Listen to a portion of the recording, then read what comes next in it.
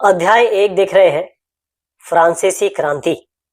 फ्रांसीसी क्रांति यानी फ्रांस एक देश है और क्रांति मतलब होता है रिवोल्ट या रेवोल्यूशन। अब रेवोल्यूशन ये होता है कि मान लीजिए आप किसी क्लास में हैं, आपके बच्चे आपके जो क्लास के साथ में जो बच्चे हैं, एक टीचर ऐसा है जो बहुत गुस्सा करता है, मारता पीटता है या फिर कुछ ऐसा करता है जो आपको पसंद नहीं आ रहा, लेकिन क्योंकि टीचर है तो उसकी इज्जत आप कर रहे हैं।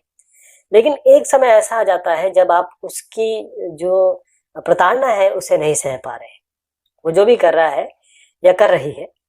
तो अल्टीमेटली क्या होता है कि सारे के सारे जो बच्चे हैं वो मिलके या तो प्रिंसिपल के पास जाते हैं या माँ बाप से शिकायत करते हैं। तो वो एक रिवोल्ट हुआ।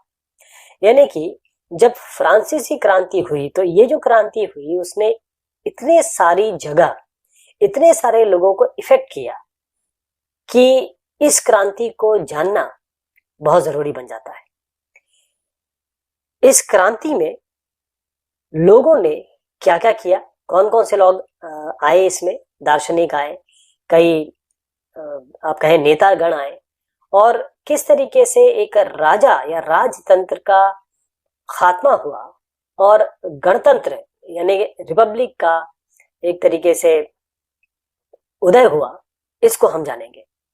तो शुरुआत में बात करने से पहले हुआ यह था कि 14 जुलाई 1779 यानी कि 1789 की सुबह पेरिस में एक आतंक का माहौल था।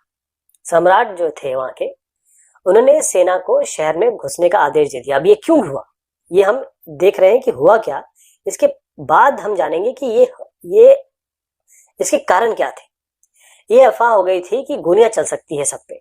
7,000 मर्द और औरतें टाउन हॉल के सामने आ गए और उन्होंने एक जन सेना यानी कि लोगों की सेना बना ली। अब हथियार की खोज करना चाह रहे थे वो, तो बहुत सारे सरकारी भवन थे, वहां पर उन्होंने जबरन प्रवेश किया। अब बात आई कि बैस्टिल यानी कि एक जेल थी और लोग इसे ज्यादा पसंद नहीं करते थे, घृणा का केंद्र था, क्योंकि सम्राट की जो भी निरंकुश शक्तियां थी। अब निरंकुश मतलब होता है जिसमें कोई अंकुश नहीं लगा सकता, यानी कि सम्राट जो भी कहेगा, जो भी बोलेगा वैसा होगा। तो लोगों को इस जगह से बड़ी हेट्रेड थी, घृणा थी, तो वो वहां गए, जेल वेल तोड़ा उन्होंने, और क्योंकि वो हथियार या गोला बारूद पाना चाहते थे तो वहां गए वो। उसके बाद ये एक घटना थी जो आपको इसलिए बताई गई कि ये रिवोल्ट हो रहा है, ये क्रांति हो रही है।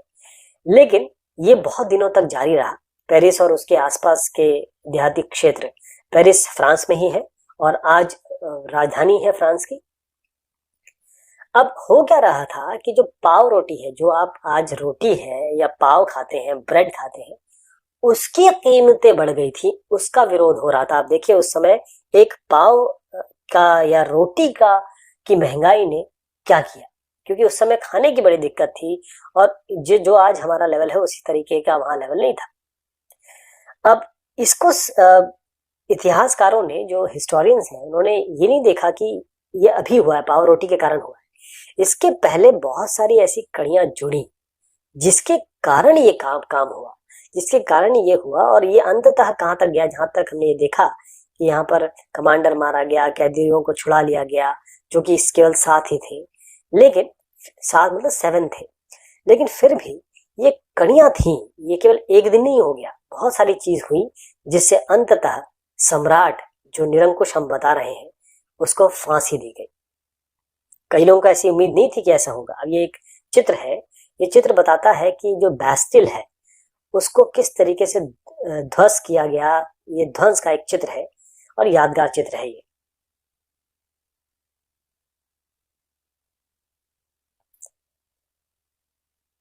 इससे पहले हमने एक आइडिया ले लिया कि ये हमें क्लाइमैक्स दिखाई, ये एंड हुआ, लेकिन शुरुआत क्या हुई, ऐसा क्या हुआ जिसके कारण ये हो रहा था। हमको इसके लिए जो फ्रांसीसी समाज है 18वीं सदी के उत्तरार्ध, यानी कि जो पहला एक सदी जो होती है, 100 साल अगर आप समझे या 10 साल समझे, एक शताब्दी होती है, एक सदी होती है। तो सदी मतलब होता है 10 साल, शताब्दी मतलब होता है 100 साल। तो 18वीं सदी, 18वीं शताब्दी, इसको हम सदी या शताब्दी दोनों कह सकते हैं। अगर आपको 10 साल कहा जाए तो 10 साल आएगा वो, लेकिन यहाँ हम शताब्दी की बात कर रहे हैं। अब उसके समय उत्तरार्ध का मतलब होता है कि जैसे मान लीजिए 19वीं शताब्दी की बात हो रही है, 19वीं शताब्दी की बात हो रही है, तो 1800 से लेकर 1900 तक होगी। उत्तरार्ध मतलब ये होगा कि उसका आधा कर दीजिए आप, जैसे 1800 से 1850। अब 18वीं सदी की बात हो रही है, इसका मतलब ये है कि हम 1700 से लेकर 1800 की बात कर रहे हैं। तो सन 1774 1774 में बुर्बों, ये बर्बन करके आपने बिस्किट सुना होगा, वो जो राजवंश था, बर्बन राजवंश, उसके लुइस, LOUIS नाम अंग्रेजी में है, लुइस को बोलते हैं, क्योंकि फ्रांस में जो शब्द है कुछ इस तरीके से, अभी बहुत सारे शब्द आएंगे उसमें। तो लुई जो 16 है वो राजगद्दी पर आसीन हुए, 20 साल के थे। उनका विवाह ऑस्ट्रेलिया की राजकुमारी मेरी एंटोइनेट से हुआ था। लेकिन जैसे ही वो आए यहाँ पर, उन्होंने देखा कि राजकोष तो खाली है, अब बहुत सारे युद्ध चल रहे थे। वर्साए, ये वर्सैलिस लिखा हुआ है लेकिन इसको वर्साए बोलते हैं। इसका बड़ा विशाल महल था, शान शौकत थी, फिजूल खर्ची, बहुत सारी चीजें ऐसी थी। इसके अलावा लुई 16 के शासन काल में फ्रांस में अमेरिका के 13 उपनिवेशों, यानी कि जो 13 कॉलोनियां थी जो ब्रिटेन की थी, तो फ्रांस ने अमेरिका के 13 उपनिवेशों को साझा शत्रु, यानी कि फ्रांस और अमेरिका का जो साझा उनका कॉमन दुश्मन था ब्रिटेन, उससे आजाद कराने में सहायता दी थी। अब इससे क्या हुआ कि लिब्रे, अब कुछ शब्द इसमें आएंगे, इसको बता देता हूँ। लिब्रे ये फ्रांस की मुद्रा थी, जैसे हमारा रुपया होता है वैसे वहां की मुद्रा थी, जिसे 1794 में समाप्त कर दिया गया था। अब देखिए उस समय 10 अरब लिब्रे, इससे ज्यादा कर्ज था उनके पास, और 2 अरब और चढ़ गया। तो सरकार से जो कर्जदाता थे, जिन्होंने कर्जा दिया हुआ था, वो 10% ब्याज की मांग करने लगे थे। ब्याज मतलब होता है इंटरेस्ट। जब आप किसी से कोई पैसा लेते हैं तो आपको उसको इंटरेस्ट देना पड़ता है। जैसे बैंक में अगर पैसा रखते हैं तो आपको बैंक इंटरेस्ट देता है। तो ये जब चल रहा था तो ये कर्ज तो चुकाना था, इतना कर्ज इन पे हो चुका था, तो उससे क्या हुआ, जैसे नियमित खर्चे हो गए, सेना के रखरखाव, राज दरबार, सरकारी कार्यालय, विश्वविद्यालय, इनको चलाने के लिए जो सरकार थे, फ्रांसीसी सरकार, करों में वृद्धि के लिए बाध्य हो गई, क्योंकि अब पैसा कहाँ से आएगा, जब कर लगाएंगे, लोगों पे टैक्स लगाएंगे उनकी, तो उससे पैसा मिलेगा। लेकिन ये कदम भी नाकाफी था। तो 18वीं सदी में फ्रांसीसी समाज 3 एस्टेट में बैठा हुआ था। इसको समझना बहुत जरूरी है। केवल तीसरे एस्टेट के लोग ही कर देते थे, यानी कि टैक्स देते थे। अब आप समझिए कि एस्टेट का समाज किस तरीके से बना हुआ था। प्रथम एस्टेट में पादरी आते थे, पादरी यानी जो चर्च का काम करते थे, चर्च के प्रीस्ट समझ लीजिए आप। द्वितीय जो सेकंड एस्टेट था, द्वितीय एस्टेट में कुलीन वर्ग आता था, यानी जो जिनका कुल माना जाता था कि बहुत कुलीन है, ये थोड़ा सा एलीट क्लास के हैं। तृतीय एस्टेट में भी बड़े लोग आते थे, जैसे बड़े व्यवसायी हो गए, व्यापारी, अदालती, कर्मचारी, वकील, ये सब आते थे। लेकिन उनके अलावा किसान और कारीगर, छोटे किसान और भूमिहीन मजदूर, नौकर, ये सब भी तृतीय एस्टेट में आते थे। और अब आप देखिए कि ये जो तीसरा एस्टेट है, यही केवल टैक्स देता था। तो ये जो प्राचीन राजतंत्र पद, इसका प्रयोग ये 1789 से पहले जो फ्रांसीसी समाज और संस्थाएं थे उसके लिए होता था। अब ये देखिए, ये इसमें सामंती, आप समझ लीजिए मध्यकालीन सामंती व्यवस्था का अंग समझ लीजिए इसको। अब देखिए कि ये जो है, इसमें से 90% जो है किसान है, लेकिन जमीन मालिक इनकी संख्या कम है। लगभग 60% जमीन पर किनका किनका अधिकार था? कुलीनों का, चर्च और तीसरे एस्टेट के अमीरों का अधिकार था। यानी कि इनका पादरी, ये प्रथम एस्टेट, सेकंड एस्टेट, और उसके बाद तृतीय एस्टेट में भी अगर आए तो यहाँ पर जो बड़े, जो पैसे वाले थे, उनके अधिकार में था। इनको विशेष अधिकार था जन्मना, यानी कि अगर कोई एक कुलीन वर्ग का आदमी है और उसका बेटा होगा तो अपने आप कुलीन हो जाएगा। इनको जन्मना अधिकार, विशेष अधिकार प्राप्त था कि प्रीस्ट है तो उसका बेटा अगर होगा तो प्रीस्ट हो जाएगा। अब सबसे बड़ी बात थी कि ये कर नहीं देते थे। जो कुलीन और बड़े लोग थे वो कर नहीं देते थे, यानी टैक्स नहीं देते थे। बाकी जो गरीब लोग हैं उनसे टैक्स लिया जाता था। अब जो तीसरे जो सामंती व्यवस्था हम यहाँ पर देख रहे हैं, इसमें जो तीसरे लेवल पे आते थे, यानी कि जो तीसरा एस्टेट था, वो लोग देते थे, सारा खर्च देते थे। तो एस्टेट क्या हुआ इसमें? एस्टेट मतलब क्रांति पूर्व फ्रांसीसी समाज में सत्ता और सामाजिक हैसियत को अभिव्यक्त करने वाली जो श्रेणी है, ये 3 एस्टेट हमने बताया, तो अलग अलग एस्टेट ये होते हैं। पादरी वर्ग जो सबसे पहला वर्ग आपने देखा, जो चर्च में विशेष कार्य करते थे, उनको पादरी कहा जाता था। अब कुछ शब्द आएंगे यहाँ पर, टाइद और टाइल, इसको समझिएगा, जरा अंतर है इसमें। चर्च किसानों से करों का एक हिस्सा, यानी कि जो किसान कमाते थे ना, उनसे, जो किसान के पैसे थे उनसे भी ये एक हिस्सा यानी कि 10वां हिस्सा होता था, ये टाइद। ये टाइद कहते थे इसको, TITHE, धार्मिक कर होता था कि धर्म के नाम पे कर दीजिए। अब जो तीसरा स्टेट है, उसके लोग सरकार को कर तो चुका ही रहे हैं, साथ में टाइड भी दे रहे हैं। और ये जो कर चुका रहे हैं उनमें से एक कर था टाइल, टाइल यानी कि प्रत्यक्ष कर। और बहुत सारे अप्रत्यक्ष भी थे, मतलब जो सामने जो डायरेक्ट थे और इनडायरेक्ट टैक्सेस भी थे। जो अप्रत्यक्ष था, जो इनडायरेक्ट था, वो क्या था? नमक और तंबाकू, ये बहुत जरूरी चीजें थी उस समय, उस पर भी टैक्स था। तो कहने का मतलब ये है कि जो जनता है, असली जनता, जो गरीब जनता है, वो ही सारे कर झेल रही है, वो ही सारे कर उठा रही है। तो ये सब चीजें हैं जिन्होंने, जो हमने शुरुआत में देखा कि वो क्यों ये सब चीजें हुई, क्यों क्रांति हुई, वो ये सब कारण मैं बताने की कोशिश कर रहा हूं आपको।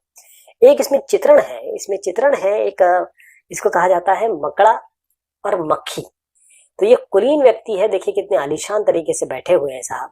ये कुलीन व्यक्ति है, ये मकड़ा है, और ये जो किसान है मकड़ी है। अब ये बहुत सारी चीजें लेके आ रहे हैं, देखिए क्या क्या लेके आ रहे हैं।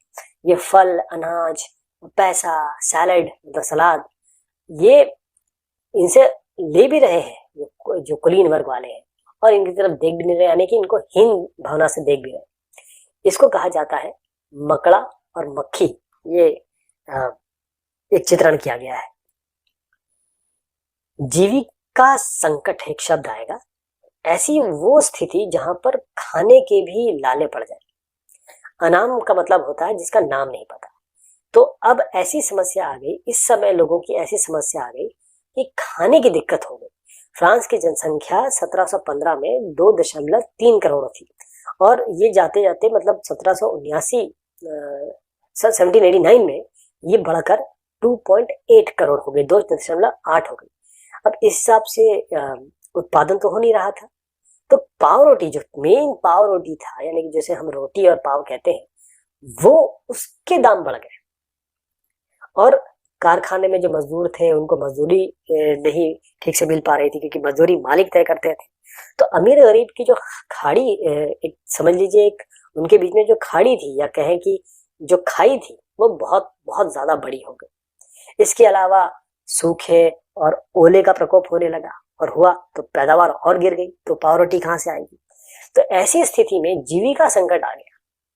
प्राचीन राज्य तंत्र के दौरान फ्रांस में काफी आम थी कि लोगों को खाने की भी दिक्कत थी, खाने तक के लिए नहीं मिल रहा था। ये एक जीविका का संकट उत्पन्न कैसे होता है, इस पे थोड़ी सी चर्चा करना जरूरी है। इसमें कुछ शब्द दिए हुए हैं, जैसे खराब फसल है।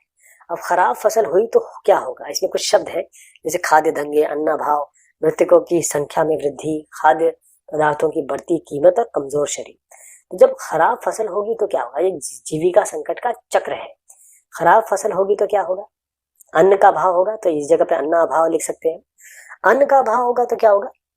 इसका मतलब ये है कि खाद्य पदार्थों की बढ़ती कीमत, अगर खाना मतलब चीजें कम है तो उसका रेट बढ़ जाएगा। अब गरीबी गुरबा पाव रोटी नहीं खरीद पाएंगे, यानी जो गरीब लोग हैं, जब रेट बढ़ गया तो कहां से खरीद पाएंगे?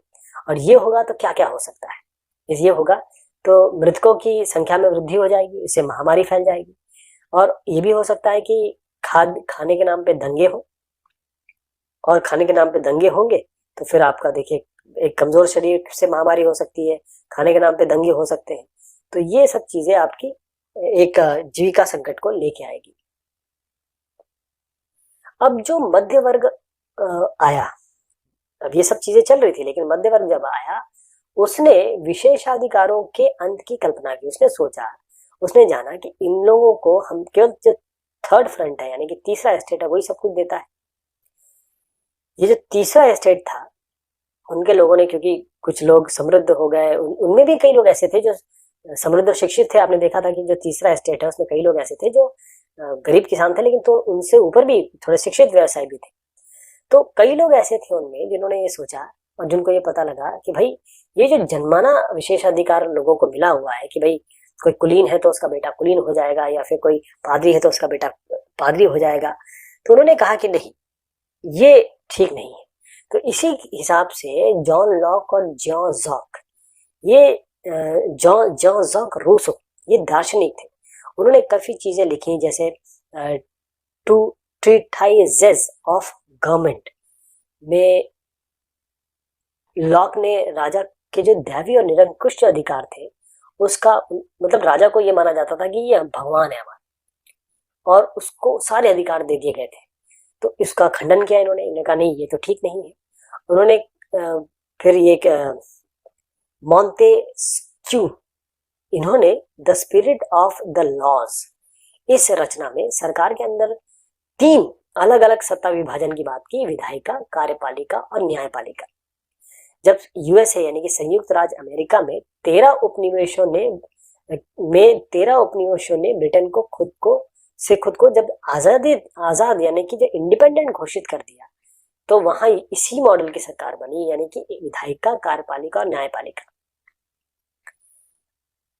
अब ये जो दार्शनिक थे इन्होंने कई जगह पे काफी कॉफी हाउस हो गए, जो सैलून हो गए, इसमें कहीं गोष्ठियां हुई और बहस हुई, और इन सबसे बात ये हुई कि लोगों को ये समझ में आया कि दार्शनिक यानी कि जो समझदार लोग हैं, जिनकी सोच मतलब जो सोचते हैं, बहुत गहराई से सोचते हैं, चिंतक कह सकते हैं, उन्होंने जब लोगों को बताया, फिर लोगों ने जाना कि वाकई में ये जो बात कह रहे हैं तो सही है, तो लोगों को का गुस्सा और भड़क गया।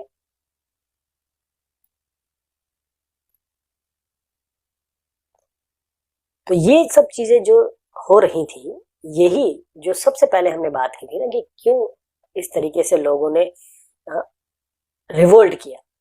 तो लुई जो 16 थे उन्होंने कर बढ़ाना था, एक तो कर बढ़ाना था, लेकिन जो प्राचीन राजतंत्र है उसके तहत जो फ्रांसीसी सम्राट है वो अपनी मर्जी से कर नहीं लगा सकता। वो करता क्या था, उसे स्टेट्स जनरल यानी कि प्रतिनिधि सभा है, इसकी बैठक बुलानी पड़ती थी, और वहां से उसको अगर ये प्रस्ताव है कर्ज का या ये कहें कि कर का, उसकी मंजूरी, किसी भी चीज की मंजूरी लेनी पड़ती थी। तो स्टेट जनरल ये एक राजनीतिक संस्था थी जिसमें तीनों स्टेट अपने अपने प्रतिनिधि भेजा करते थे। 3 स्टेट हो गए, आपको 3 स्टेट आपने देखे थे कि जो प्रथम स्टेट है, सेकंड स्टेट द्वितीय और तृतीय। लेकिन सम्राट ये निर्णय करता था कि कब बैठक बुलाई जाएगी। 1614 में आखिरी बैठक हुई। फ्रांसीसी सम्राट लुई जो 16 थे, उन्होंने 5 मई 1789 को जो नया कर उनका जो प्रस्ताव था उसके अनुमोदन के लिए, यानी कि उसको पास करने के लिए स्टेट्स जनरल की बैठक बुला ली, यानी कि उनकी मीटिंग बुला ली। अब ये हो गया कि 300 प्रतिनिधि पहले और दूसरे स्टेट ने भेजे, वहां आमने सामने ये कतार में बैठ गए। जो तीसरे स्टेट के थे उन्होंने 600 प्रतिनिधि आए उनके, वो पीछे खड़े हो गए क्योंकि वो तो उसी तरीके से देखे जाते थे। अब जो तीसरा स्टेट था इसका प्रतिनिधित्व कौन कर रहा था, ये समृद्ध और शिक्षित वर्ग कर रहे थे। किसान, औरत और कारीगरों को तो सभा में आने ही नहीं दिया गया था। फिर भी 40,000 पत्रों के माध्यम से उन्होंने अपनी बात पहुंचाई, उनकी शिकायत जो थी, उनकी मांग जो थी। तो स्टेट जनरल के नियमों के अनुसार सब जो तीनों वर्ग है वो एक मत देंगे, तो इस बार भी यही होने वाला था। लेकिन जो तीसरा वर्ग था, जो थर्ड स्टेट थे, उन्होंने कहा कि नहीं, अब की बार जो पूरी सभा है सबके द्वारा मतदान किया जाएगा, सबको एक आप मत देने का अधिकार दीजिए। ये एक लोकतांत्रिक सिद्धांत था जिसे मिसाल के तौर पर रूसो ने अपनी जो पुस्तक है, जैसे मैंने अभी डिस्कस किया, 2 सोशल कॉन्ट्रैक्ट, इसमें बताया था। जब सम्राट ने इसको अस्वीकार कर दिया, मना कर दिया, तो जो तीसरा स्टेट है उसके प्रतिनिधि गुस्सा हुए या ये कहें विरोध जताते हुए बाहर चले गए। अब तीसरे स्टेट के जो प्रतिनिधि है ये अपने आप को संपूर्ण फ्रांसीसी राष्ट्र का प्रवक्ता मानते थे, थर्ड स्टेट। तो 20 जून को एक इंडोर टेनिस कोर्ट में ये वर्साई में मिले और जमा हुए, और उन्होंने अपने आप को, जो थर्ड स्टेट था, उन्होंने कहा कि हम नेशनल असेंबली है। उन्होंने घोषित कर दिया कि हम नेशनल असेंबली हैं, और ये शपथ ले ली कि जो सम्राट की जब तक सम्राट की शक्तियों को कम न किया जाए, यानी उनके कम करने वाला संविधान तैयार नहीं किया जाएगा, तब तक असेंबली भंग नहीं होगी, ये नेशनल असेंबली रहेगी। और इसका नेतृत्व कौन कर रहे थे? मिराबियो और आबेसी। मिराबियो का जो जन्म है वो कुलीन परिवार में होता, लेकिन वो इन सब चीजों को समझते थे। सामंती विशेषाधिकार जो है वो चाहते थे कि ये खत्म हो, और ऐसे कई चीजें उन्होंने लिखी है इसमें।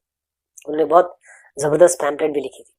तो अगर मैं इसको सिलसिलेवार तरीके से बताऊं आपको, तो आगे भी इसके बारे में चर्चा होगी, लेकिन आप सिलसिलेवार तरीके से समझिए कि कब कब क्या क्या हुआ था। 1774 यानी कि 1774 में लुई 16 फ्रांस के राजा बनते हैं। सरकारी खजाना खाली है और प्राचीन राजतंत्र के समाज में असंतोष गहराता जा रहा है। 1789 को क्या हुआ? एस्टेट जनरल का आह्वान होता है।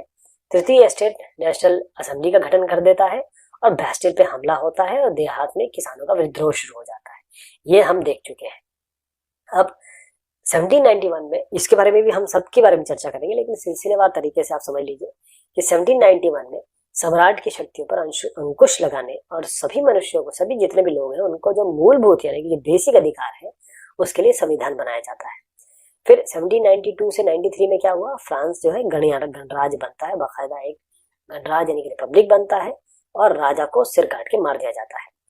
जैकोबिन गणराज्य का पतन होता है। जैकोबिन गणराज्य के बारे में भी देखेंगे। और फ्रांस पर डायरेक्टरी इसका शासन होता है। 1804 में क्या होता है? नेपोलियन फ्रांस का सम्राट बनता है और यूरोप के विशाल बहुत बड़े भाग पर वो कब्जा कर लेता है। और 1815 में वाटरलू में नेपोलियन की हार हो जाती है।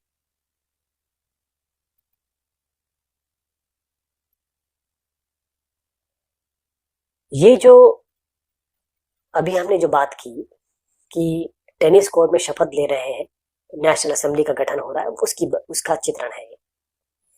अब जिस वक्त ये नेशनल असेंबली संविधान का प्रारूप यानी कि एक खाका तैयार कर रही थी, पूरा फ्रांस आंदोलित हो रहा था। ठंड बहुत थी, फसल मारी गई थी और पाव रोटी की कीमतें जो थी आसमान छू रही थी। और बेकरी के मालिक क्योंकि ये जमाखोरी कर रहे थे, लोग जो है गुस्साई भीड़ धावा बोल रही थी वहां पर।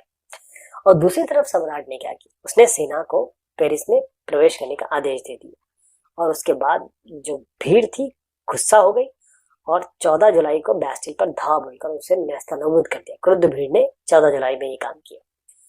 अब ये भी अफवाह वगैरह भी हो गई कि भाई ये होने वाला है, तो कई चीजें ऐसी हुई। लोगों ने भंडार लूट लिए, दस्तावेज जला दिए, ये सब अफवाह के कारण हुआ और ये सब चीजें बैकग्राउंड बनी कि क्रांति हो, और क्रांति हुई। अब जो अपनी विद्रोही प्रजा थी उसका अनुमान लुई साहब, जो लुई 16 थे, उन्होंने लगा लिया।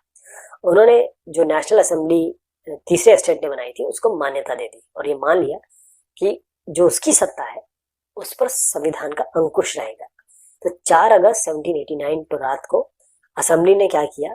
जो कर है, कर्तव्य है और बंधन है, उस वाली जो सामंती व्यवस्था है उसको खत्म करने का आदेश पारित कर दिया।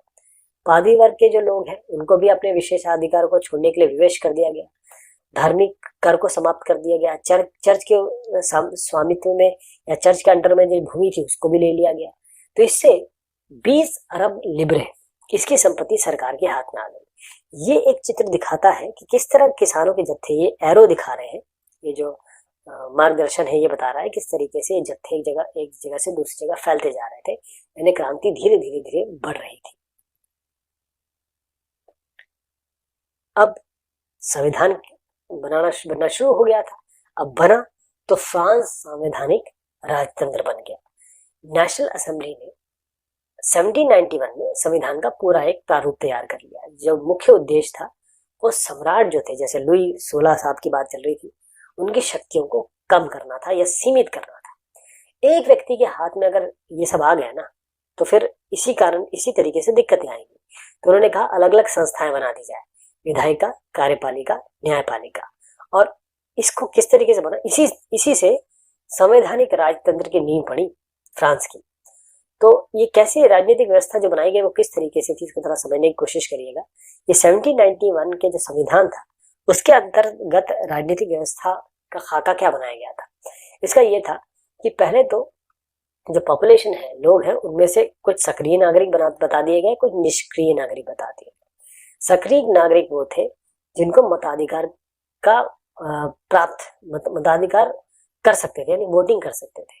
अब इसका मतलब 2.8 करोड़ की जनसंख्या में मात्र 40 लोग ऐसे थे, और ये थे कि मिनिमम 3 दिन का अपना जो काम करते थे, यानी कि लेबर जो है, कम से कम 3 दिन का अगर ये कर या टैक्स देते थे, वो लोग ही इसमें अलाउड थे।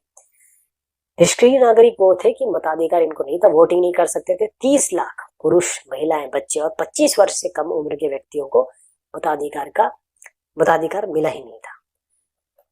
अब होता यह था कि जो सक्रिय नागरिक जैसे 40 लोग जो थे उस समय, वो वोट करते थे, वोट करेंगे, इस तरीके से खाका बनाया गया था, और ये वोट करेंगे तो ये 50,000 पुरुष करके निर्वाचक चुनेंगे। अब ये जो लोग हैं, ये वोट करके नेशनल असेंबली चुनेंगे, जिसमें 745 सदस्य होंगे। अब यही लोग सक्रिय नागरिक जो है, ये वोट करके न्यायाधीश भी चुनेंगे, न्यायपालिका हो गई। विधायिका कहाँ तक हो गई? ये निर्वाचक और नेशनल असेंबली। कार्यपालिका जो होगा, सम्राट होंगे, जो सबसे ऊपर सम्राट रखेगा, ऐसे नहीं सम्राट को खत्म कर दिया गया। और मंत्री, इन पे ये नेशनल असेंबली नियंत्रण रखेगी, सम्राट पे भी नियंत्रण रखेगी। तो सन 1791 में जो आपने देखा कि कानून बनाने का अधिकार नेशनल असेंबली को सौंप दिया गया। नेशनल असेंबली डायरेक्ट नहीं चुनी जाती थी, वो ये लोग इनको चुनते थे निर्वाचक को, फिर ये नेशनल असेंबली चुना जाता है, यानी कि 3rd लेवल पे चुने जाते हैं, डायरेक्ट नहीं चुनते थे।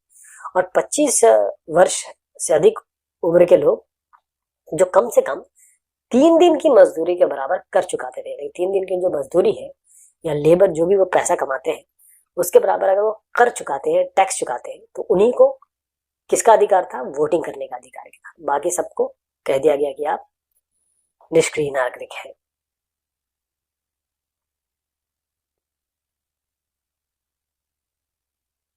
ये एक चित्र है, पुरुष एवं नागरिक अधिकार घोषणा पत्र। ये 1790 में ले बार्बिए साहब ने बनाया था। इसमें आप देखिए कि यहाँ पर आपको 2 चीजें दिख रही हैं। एक तो ये कानून को निरूपित करती एक चित्र दिख रहा है आपको, और ये फ्रांस को। तो संविधान, जैसे मैंने कहा कि पुरुष और नागरिक अधिकार घोषणा पत्र इसके साथ शुरू हुआ था। ये फ्रांस के बारे में बात कर रहे हैं। इसमें जीवन का अधिकार, अभिव्यक्ति की स्वतंत्रता के अधिकार, कानून की बराबरी, कानून में सबका बराबरी का अधिकार, इनको नैसर्गिक और अहरणीय कहा गया। इसका मतलब ये है कि ये बेसिक है। जैसे हमारे यहाँ हमारा संविधान क्या कहते हैं, जो हमारे फंडामेंटल राइट्स हैं, वो सब चीजें बताया गया है कि जन्मना किसी को नहीं मिलेगा, अधिकार जो होंगे वो किसी को इस तरीके से नहीं मिलेंगे। और राज्य का ये कर्तव्य माना गया कि प्रत्येक नागरिक के नैसर्गिक अधिकार की रक्षा करे, जो उसके मूलभूत अधिकार है, जो उसको मिलने ही चाहिए, उसकी रक्षा करना किसका काम है? राज्य का, यानी कि स्टेट का काम है। अब अगर आप और जानना चाहेंगे तो ये पुरुष एवं नागरिक अधिकार घोषणा पत्र के बारे में बहुत तफसील से दिया हुआ है, इसको भी आप देख सकते हैं।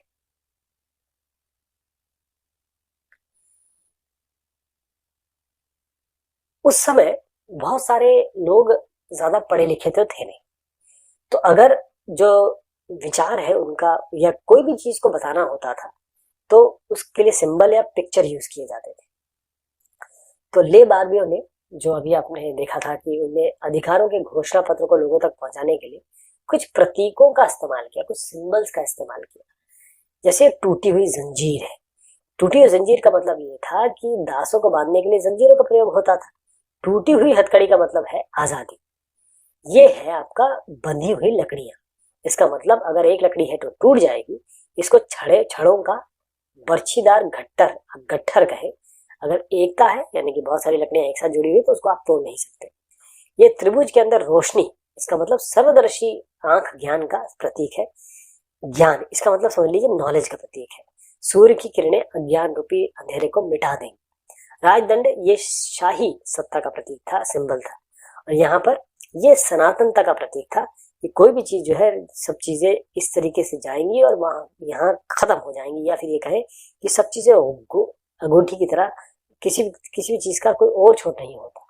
अपनी पूंछ मुंह में लिए सांप है, सनातनता का प्रतीक है।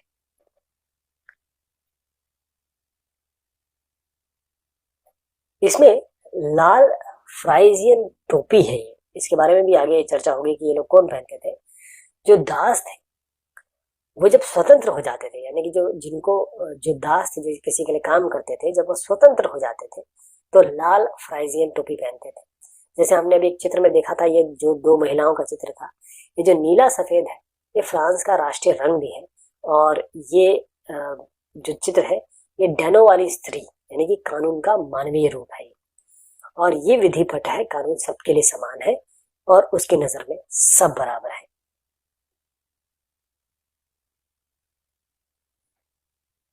तो ये हमने अभी शुरुआत की बात की जो फ्रांसीसी क्रांति की, और अभी और भी चीजें आगे है, तब तक हम देखेंगे जब तक कि वाकई में जो फ्रांसीसी क्रांति हुई वो आगे नहीं पहुंच गई। राजा राम मोहन राय साहब ने कैसे इससे प्रेरणा ली और कैसे इस क्रांति ने पूरे विश्व को बहुत सारी चीजें खत्म करने पर ये कहे कि मजबूर कर दी। बहुत शुक्रिया, बहुत मेहरबानी।